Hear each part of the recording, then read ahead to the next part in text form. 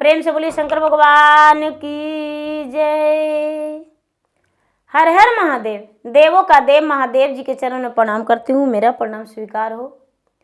माता गौरी पार्वती के चरण में प्रणाम करती हूँ, मेरा प्रणाम स्वीकार हो। गणपति ललनवा के चरण में प्रणाम करती हूँ, मेरा प्रणाम स्वीकार हो। सब देवी देवताओं के चरण में प्रणाम करती हूँ, मेरा प्रणाम स्वीकार हो। माता और पिताजी के चरण में प्रणाम करती हूँ, मेरा प्रणाम स्वीकार हो। गुरु भाई बहना, मैं एक कथा सुनाने जा रही हूँ। इस कथा को पूरा सुनिए और रहस्य जानिए। आदि नहीं, आदि सुनने में शिव गुरु का अपमान होती है, पूरा सुनने में भगवान दया करते हैं, कृपा करते हैं, पुत्रों की रक्षा करते हैं, घर में धन की वृद्धि होती है। इसलिए कथा को पूरा सुनिए और रहस्य जानिए। हर हर महादेव, घर घर महादेव। गुरु भाई बहना, एक राज्य में एक राजा थे और एक रानी। राजा अपने रानी से बड़ी प्रेम करते थे। धीरे धीरे समय व्यतीत हो रहा था, दोनों जोड़ी बड़े खुश रहते थे। धीरे धीरे समय बीतते बीतते रानी गर्भवती रह गई। जब रानी गर्भवती रह गई तो एक दिन उसका 9वां महीना बीत रहा था।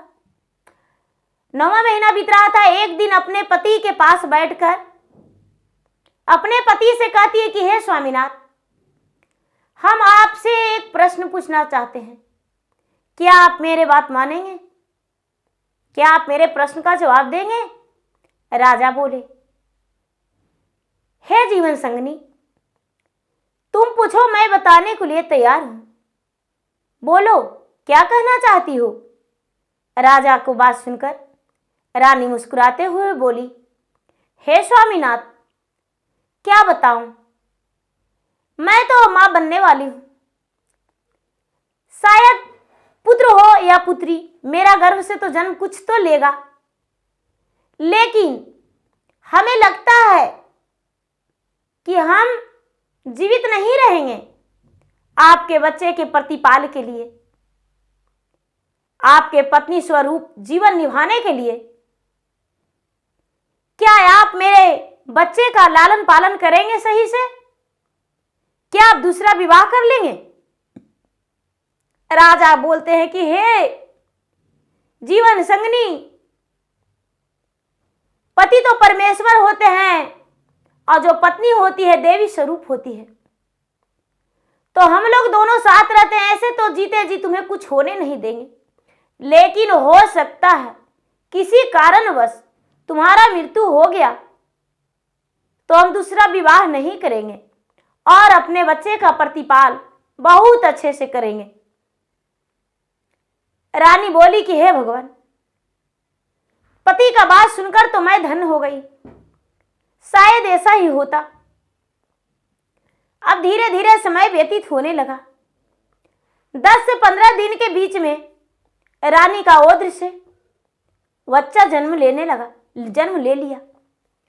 जब बच्चा जन्म लिया तो वह लड़की थी। राजा लड़की को नाम सुनकर बड़ी खुश हो गए। उनकी जो पत्नी थी रानी, वो भी बड़ा खुश हो गई।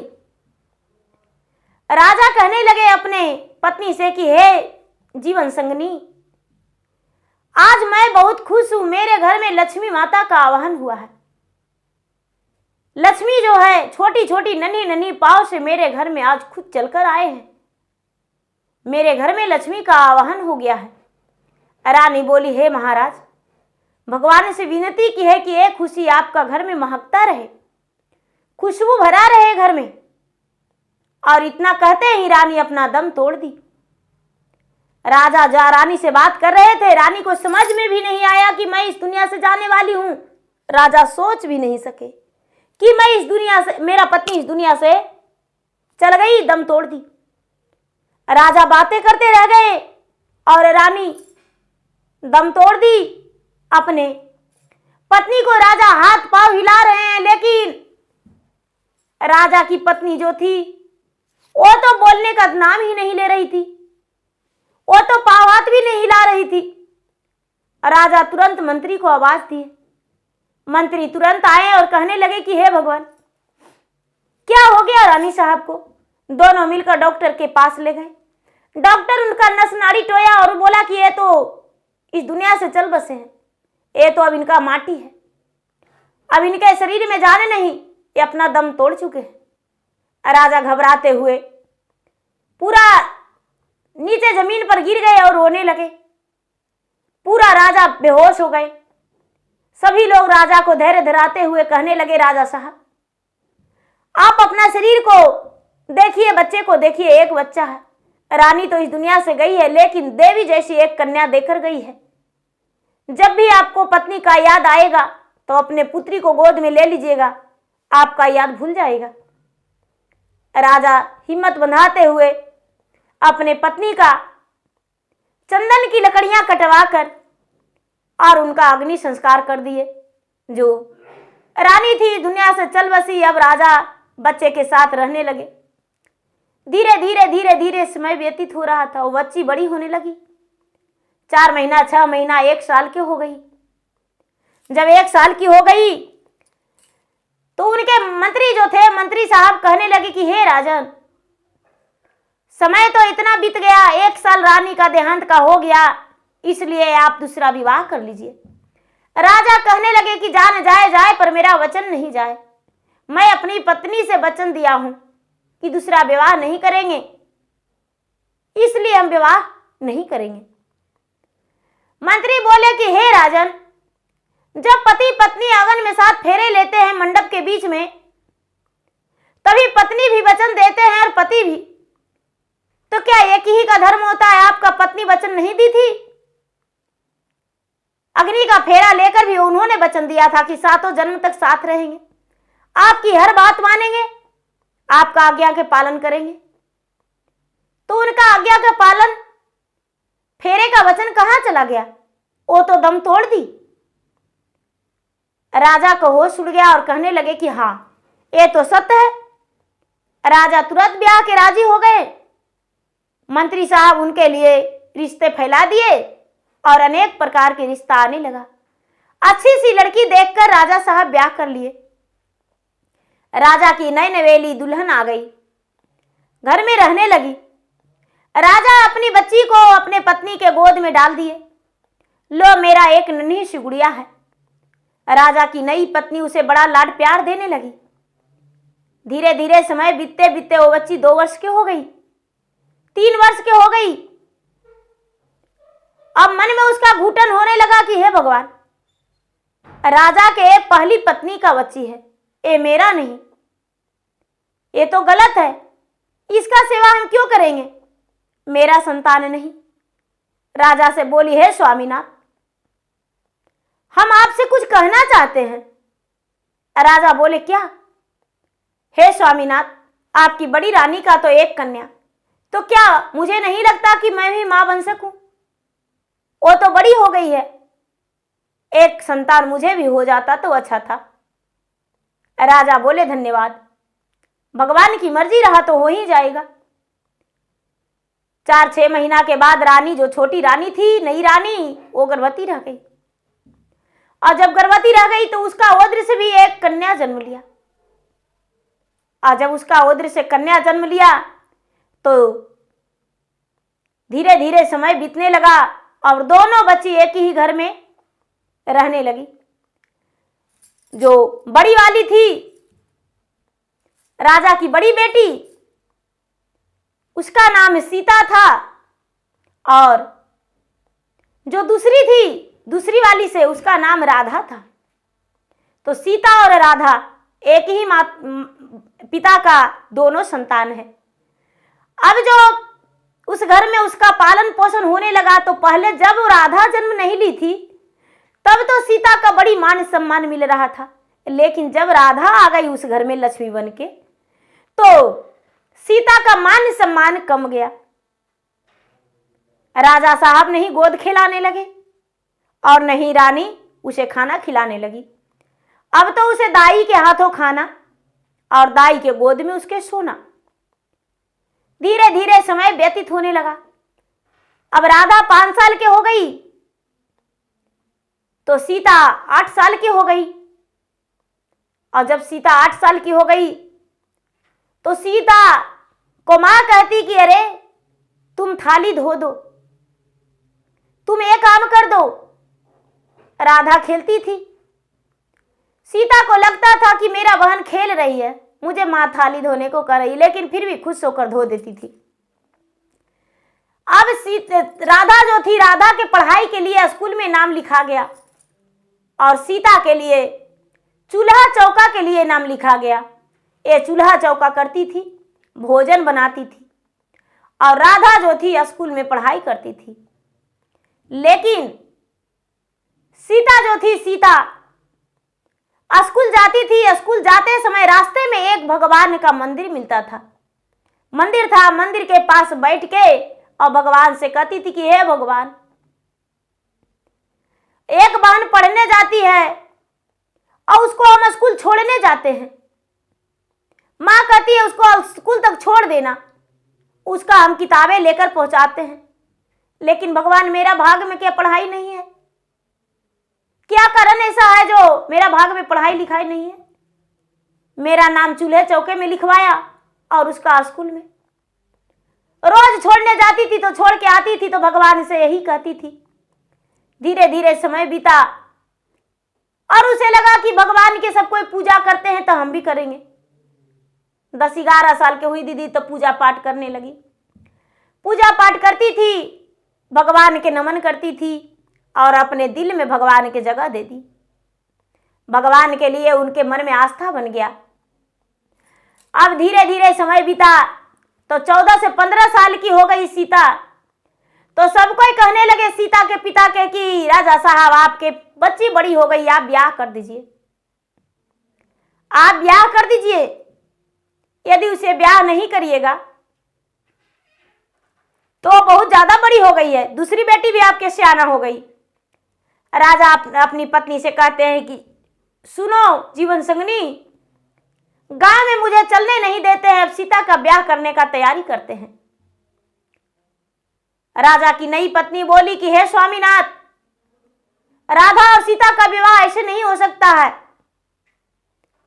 आप एक बिल्कुल गरीब भिखारन के बेटे से ब्याह करिए, क्योंकि राधा जो है वो पढ़ाई लिखाई करती है, सीता है उसे स्कूल भेजाते हैं तो वो स्कूल में बैठती नहीं है, भाग आती है घर, उसका कोई अक्ल नहीं है। देखते हैं गोबर घर करती है, चूल्हा चौका करती है, बर्तन धोती है, आंगन में झाड़ू लगाती है। बड़ घराना में जाएगी तो शिकायत हो जाएगा कि इसका कोई लूर नहीं है, तब हम क्या करेंगे? ये बात सुनकर राजा कहने लगे, हाँ ये तो सच है, ससुराल जाएगी तो इसे गोबर घर करना पसंद रहेगा, आंगन में झाड़ू लगाना, चूल्हा चौका करना, तो इसीलिए इसको हम उसी तरह से ब्याह करेंगे। राजा खुद से निकल गए रिश्ता करने उसके ढूंढने के लिए। चलते चलते चलते चलते कई गांव ढूंढे, लेकिन उनका रिश्ता के लिए कहीं लड़का समझ में नहीं आया। गांव के एकदम अलग में एक बुढ़िया थी, उसका एक झोपड़ी था। झोपड़ी में बुढ़िया रहती थी, मेहनत मजदूरी करके लाती थी तब खाती थी। उसका एक ही बेटा था। बेचारी बुढ़िया बहुत समय से पहले विधवा हो चुकी थी, अपने बेटा पर जीवन बिताई थी। उसी के पास राजा को पता चला तो राजा उसके घर गए और राजा कहते हैं कि बहन जी, आपके घर में हम शादी करना चाहते हैं अपने बेटी को। बुढ़िया बोली, हे भगवान, किसी का किस्मत ना फूटे कि राजघराने की बेटी मेरे घर आए।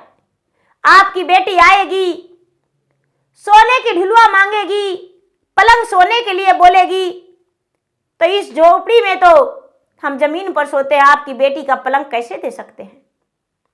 राजा कहते हैं मेरे बेटी जो है जमीन पर सोने वाली है, उसे ये सब झोपड़ी बहुत पसंद है, इसीलिए आपके घर हम शादी करना चाहते हैं। राजा के रिश्ता को सुनकर बुढ़िया हाँ कर दी और राजा साहब बुढ़िया के बेटे से उसका शादी कर दिए। बुढ़िया के बेटा जो थी एक नंबर के भगवान के भक्त थी, एक नंबर के भगवान के भक्त थी, बिना पूजा पाठ किए एक दिन नहीं रहता था। उसका नाम भोला रख दिए। उसका नाम बुढ़िया जो थी, बुढ़िया भोला रखी थी। भोला रखी थी दीदी। अब शादी हो गया, दोनों पति पत्नी उसी झोपड़ी में रहने लगे। ये महल में रहने वाली तो जरूर थी, लेकिन इसका झोपड़ी जैसा भी सुख नहीं मिल रहा था। दोनों जीवन बिताने लगे। जो भोला था कमा कर लाता था, किसी तरह से भी अपने पत्नी को देता था, और पत्नी जो थी शिव मंदिर जाया करती थी, घर के रसोई बनाया करती थी, अपने पति के साथ खुश थी। दूसरा बेटी राजा साहब की राधा जो थी, राधा भी बड़ी हो गई और उसका ब्याह के लिए लोग कहने लगे। जब ब्याह के लिए कहने लगे तो राधा के पिता रिश्ता खोजने लगे। खोजते खोजते उसी गांव में राजघराना जो राजा थे, उनके घर में राजा का बेटा था। उस घर में अपने दूसरी बेटी का विवाह पक्की कर दिए और दूसरा बेटी का विवाह उसको घर में कर दिए। जो राधा थी, राधा राजघराने की बहू बनी, और जो सीता थी, सीता एक भिखारन की बहू बनी। दोनों एक ही गांव में रहने लगी। दीदी धीरे धीरे समय बीता।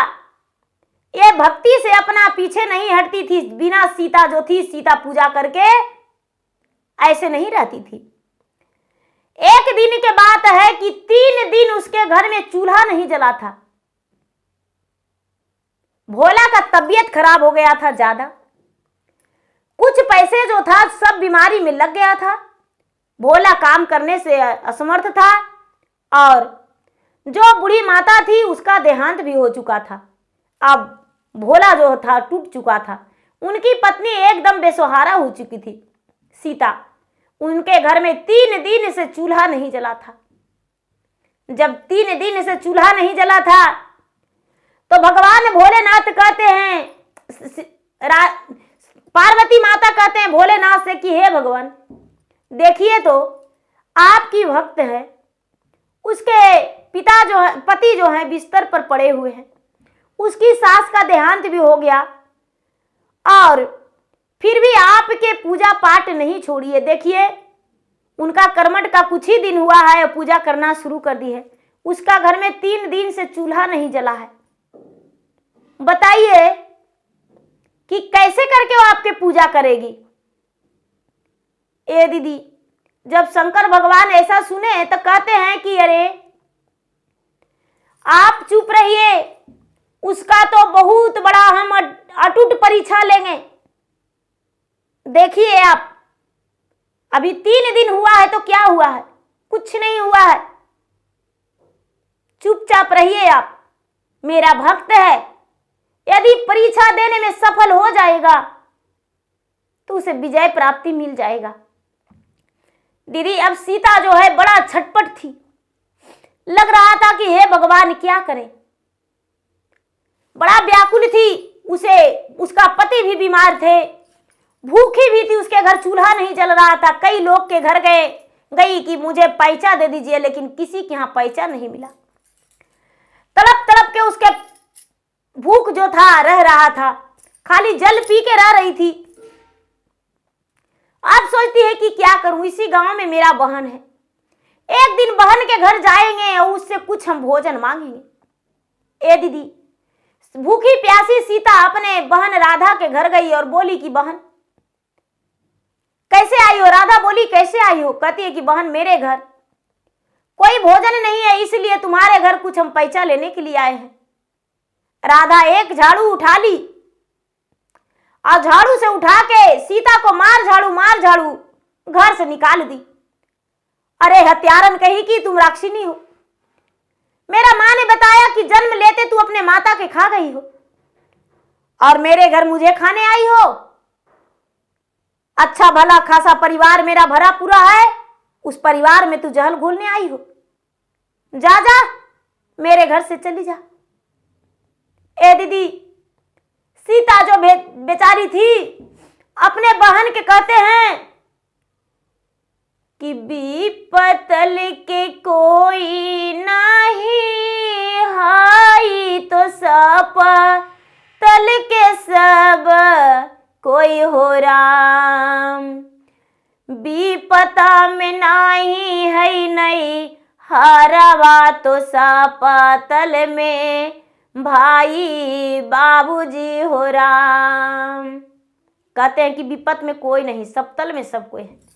दीदी रोते बेचारी निकल गई, और रोते निकल गई तो सोचती है कि अब क्या करें, अब हमें कुछ समझ में नहीं आ रहा है।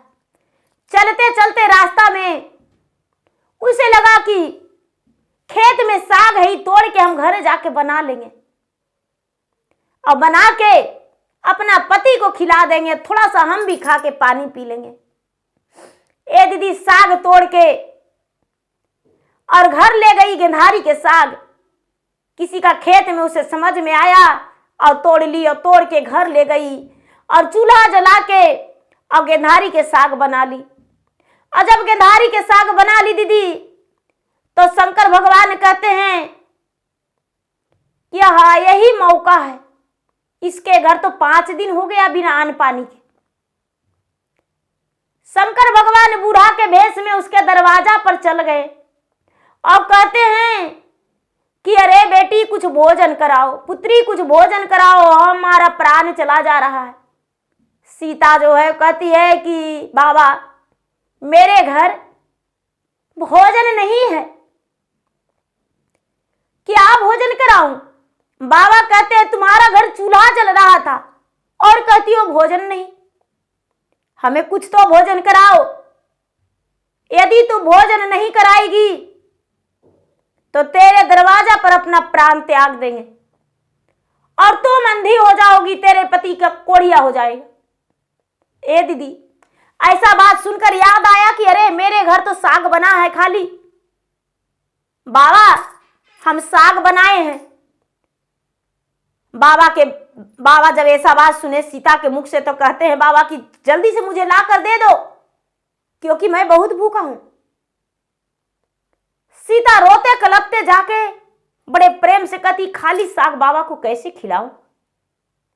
दीदी खाली साग ले जाके थाली में परोस दी।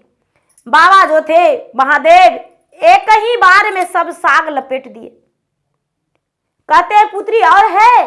तो नहीं, और नहीं है बाबा, 5 दिन से हम लोग भूखा थे। बाबा कहते हैं बेटी 10 दिन से हम भूखा थे, कई दरवाजे भटके, किसी ने भोजन नहीं कराया, भगवान तुम्हारा भला करे। बाबा चल गए। दीदी जब बाबा चल गए तो भोला जो था वो कहता है कि अरे तुम साग बना रही थी, क्या साग अभी नहीं बना है? कुछ तो भोजन दे दो। क्या दूं?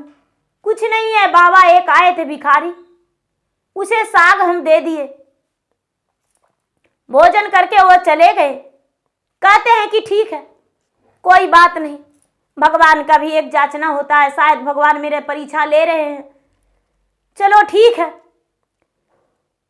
जो भोला था दरवाजा पर बाहर आया, कहता है अपने पत्नी से कि अरे मेरा शरीर में थोड़ा सा ताकत महसूस हो रहा है, अच्छा लग रहा है, क्या हम किसी के घर जाएं काम करने? सीता कहती है नहीं स्वामीनाथ, आप मत जाइए, हम कुछ न कुछ करके आज भोजन जरूर बनाएंगे। सीता के पति भोला जो थे, भोला चुपचाप बैठ गए और सीता एक रस्सी लेकर जंगल की ओर चल दी। थोड़ी सी लकड़ी तोड़कर बाजार में जाकर बेचकर थोड़ा सा अन्न लाकर भोजन बनाकर अपने पति को भी दी और खुद को खाई। एक परीक्षा में तो पास हो गई, भगवान उसके सफलता का विजय देवे करेंगे। जब पास हो गई उसके 1-2-4 दिन बिता तो भोला का तबीयत ठीक हो गया। भोला कहने लगा कि अरे अब हम जाते हैं काम करने। ए दीदी उसके पिता विवाह करके उसका दरवाजा पर दोबारा नहीं गए थे। भोला जो था, भोला निकल दिया काम करने के लिए, काम करने के लिए निकल दिया। चलते चलते चलते चलते चलते एक राजघराने में उसको काम मिल गया दरवानी का। और दरवानी का काम तो बड़ा ही अच्छा से पहरेदारी निभाया, इतना बढ़िया से वफादारी किया, नौकर बना राजा के कि राजा साहब उस पर खुश होके और बोले कि जो तू मांगोगे वो देंगे। भोला बोला महाराज हे राजन, मुझे कुछ नहीं चाहिए, जो मेरा मजदूरी होता है वही दे दीजिए।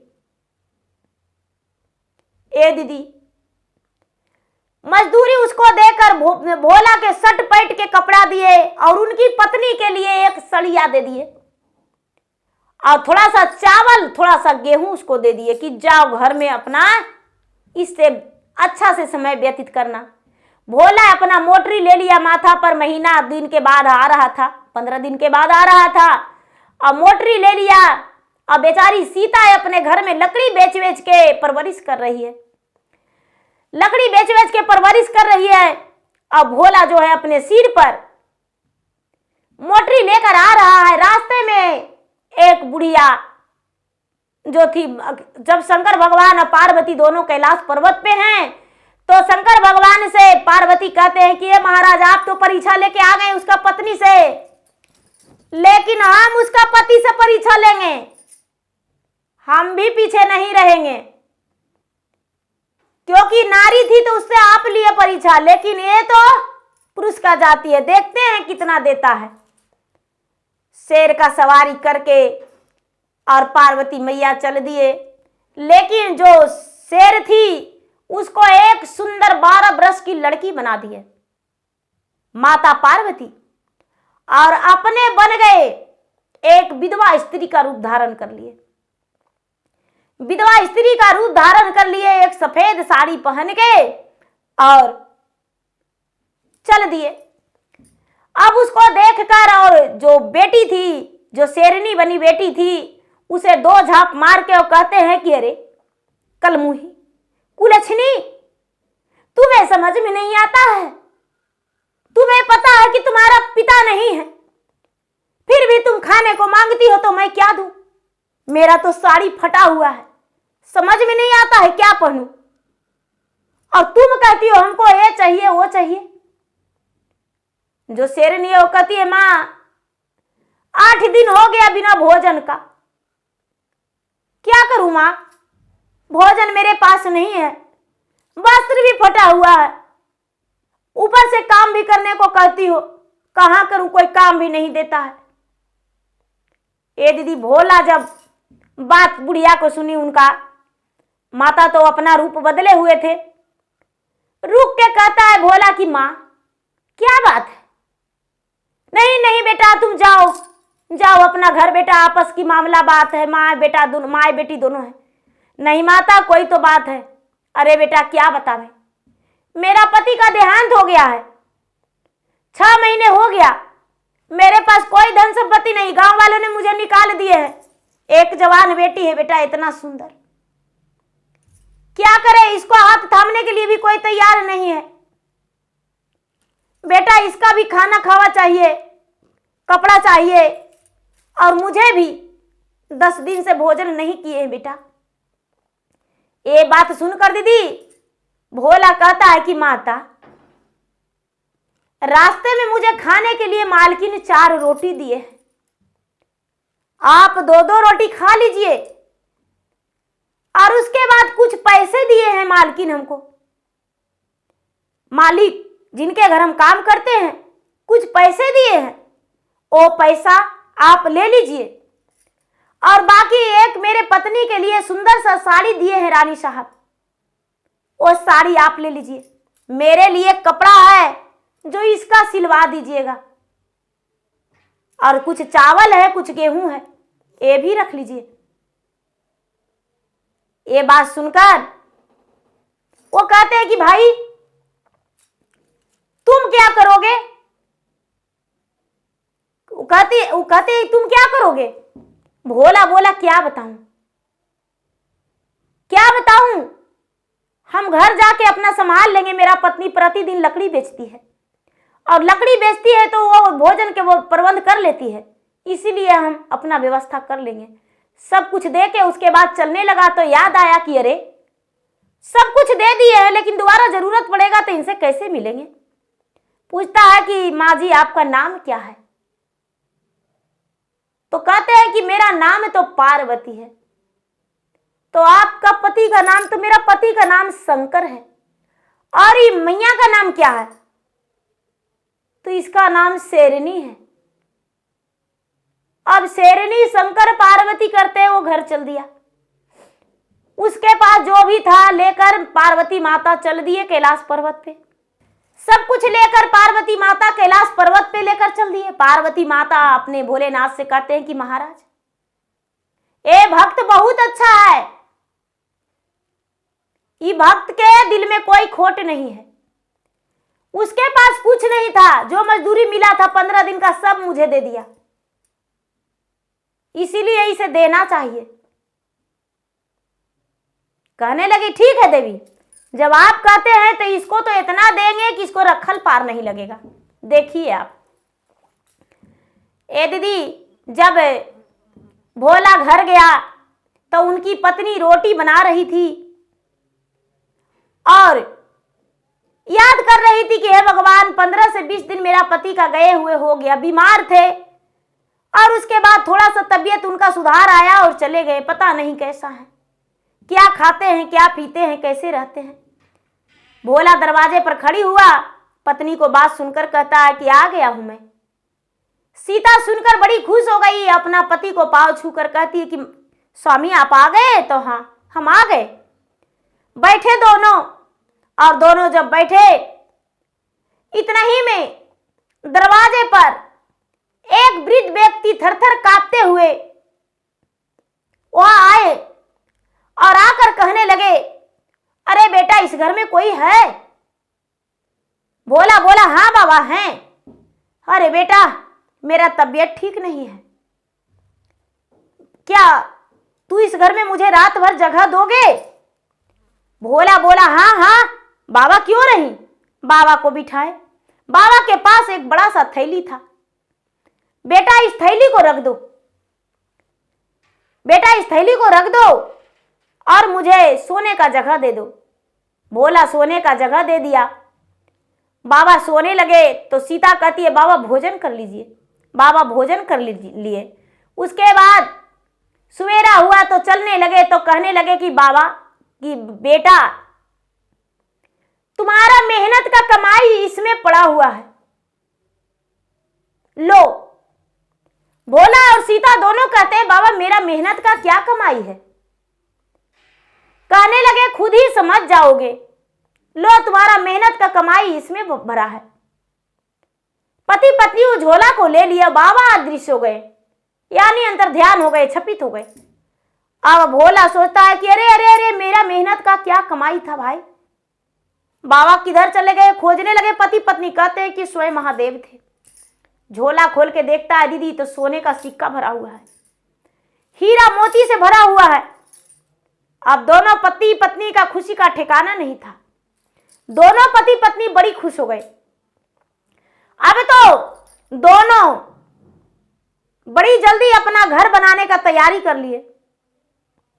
दोनों अपना घर बनाए, दोनों मिलकर घर बना के एक महादेव का मंदिर बनाए और महादेव का मंदिर बना के और उसके बाद घर के गिरी प्रवेश में सबको न्योता दिया, अपना बहन के भी दी। बहन को पता चला कि मेरा बहन बड़ी धनवान हो गई है। उसके घर गरीबी आ गया था, उसका मायका में गरीबी आ गया था, उसका बहन के घर गरीबी आ गया था। उसके बहन और उसके परिवार जब गए तो देखते हैं, इसका तो महल के सामने मैं कुछ नहीं हूं। जो राधा थी, राधा पूछती है सीता से कि बहन तुम्हारे पास ये सब धन कैसे हुआ? तो सीता कहती है कि हम जही बहिनी जलम तेरा के सीनिया से शिवा गुरु देहलन हमरा, धन मागे बहिनी से शिवा गुरु देलन हमरा, धन मागे बहिनी कोरे बढ़निया गे बहिन, मरला तू हमारा से शिवा गुरु के लगल भारी, छोटवा गे बहिनी से गौरी माई के लगल भारी, छोटवा गे बहिनी से ओही देलन हमरा सवा, धन मागे बहिनी। गुरु भाई बहन जो है सीता अपने बहन के साथ अपना दुख बिरा सब कह रही है कि तूने मेरे साथ ऐसा किया, ऐसे बोली। मेरे माँ एक गरीब निर्धन के साथ विवाह कर दी थी, इसीलिए भगवान भोलेनाथ मुझे सब कुछ दिए। मेरे पति जो थे परमेश्वर थे, मैं उनका साथ नहीं छोड़ा, हाथ नहीं छोड़ा, भगवान का भक्ति नहीं छोड़ा, इसीलिए भगवान धीरे धीरे मुझे सब कुछ दे दिए, दुख का दूर किए और सुख को मेरे पास ला दिए। वो कहती है बहन तू मुझे भी बता दो, हम भी वही करेंगे जो करती हो। सीता कहती है बहन तू तो धन के अंदर थी, तुम्हारा सोने का ढिलुआ लगा हुआ था, तो तू क्या करेगी गुरु का ज्ञान लेकर। कहती है नहीं बहन हम गुरु का ज्ञान लेंगे, नहीं बहन हम गुरु का ज्ञान नहीं देंगे। बड़ी गिड़गिड़ाई दीदी। तो बोली कि देखो बहन शिव गुरु का ज्ञान यही है, इस पहला सूत्र में दया मांगना, दूसरा में चर्चा करना, तीसरा में 108 बार नमः शिवाय जाप करना, और जब ऐसा करेगी तो भगवान तुम्हें खुश रखेंगे। दीदी जब भी राधा बैठती थी भगवान के जाप चर्चा करने के लिए तो कहती थी कि हे भगवान हम दया तो मांग रहे हैं लेकिन दया आप देते नहीं है, हमको धन धीरे धीरे सब खत्म हो जा रहा है, हे भगवान चर्चा भी बढ़ाते हैं लेकिन आप हमको कुछ नहीं देते हैं, इसलिए भगवान हमको इतना बना, हमको बहन से 4 गुना ज्यादा धन होना चाहिए। जितने ऐसे कहती थी उतने गरीब होती थी। धीरे धीरे धीरे धीरे सीता के जगह पर राधा आ गई, सीता के जगह पर राधा की मां आ गई और सीता जो थी धनवान हो गई। अब दोनों माए बेटी इसके पास आने लगे और इससे पूछने लगे, कहती है हम कुछ नहीं जानते, भगवान के शरण में जाओ और भगवान सब दुख विरान करते हैं। उन लोग भी भगवान के शरण में जाने न लगे लेकिन मन में कपट भर के। सीता जैसा सुख नहीं मिला और सीता जैसा दुख मिला। तो गुरु भाई बहना मेरा वीडियो अच्छा लगे तो मेरा वीडियो को लाइक करें, शेयर करें, चैनल पर दिन आए तो चैनल का सब्सक्राइब करें, बेल आइकन घंटी को दबाएं जो कि मेरा वीडियो का नोटिफिकेशन सबसे पहले आपके पास जाए, आप मेरा वीडियो सुन सके। कमेंट बॉक्स में हर हर महादेव जय शिव गुरु जरूर लिखे। धन्यवाद। हर हर महादेव, घर घर महादेव। प्रेम से बोले शंकर भगवान।